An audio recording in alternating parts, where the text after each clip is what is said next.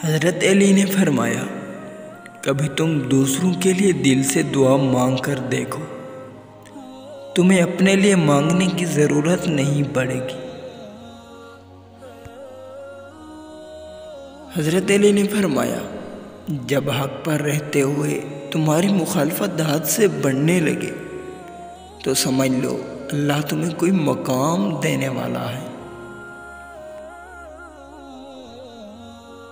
خاموشی ایک ایسی عبادت ہے، فرشتہ اسے لکھ نہیں سکتا، شیطان اسے بگاڑ نہیں سکتا اور کوئی اسے جان نہیں سکتا۔ حضرت علی نے فرمایا، غیبت کرنا کمزور آدمی کی آخری کوشش ہوتی ہے۔ حضرت علی فرماتے ہیں، مجھے مایوس ہونے والے شخص پر تعجب ہوتا ہے جبکہ اس کے پاس استغفار کی قوت موجود ہے۔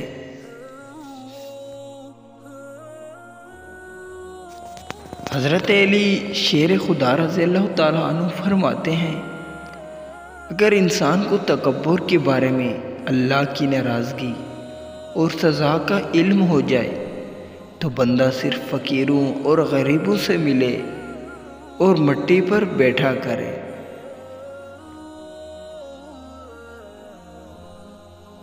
حضرت علی رضی اللہ تعالیٰ عنہ فرماتے ہیں، یہ دنیا بھی کتنی عجیب ہے، ایماندار کو بیوقوف، بے ایمان کو عقل مند اور بے حیا کو خوبصورت کہتی ہے۔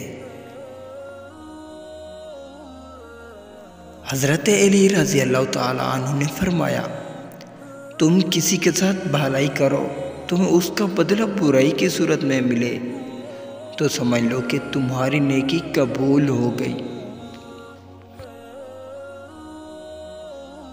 حضرت علی رضی اللہ تعالیٰ عنہ نے فرمایا، سب سے زیادہ قابل نفرت وہ شخص ہے جو لوگوں میں عیب تلاش کرتا ہے۔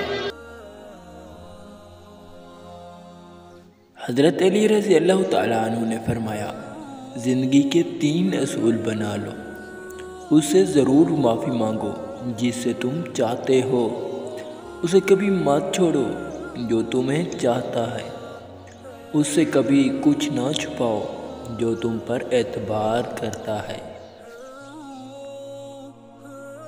حضرت علی رضی اللہ تعالیٰ عنہ فرماتے ہیں، کسی کے برے کہہ دینے سے نہ ہم برے ہو جاتے ہیں نہ اچھے، اپنی زبان سے ہر شخص اپنا ظرف دکھاتا ہے، دوسرے کا عکس نہیں۔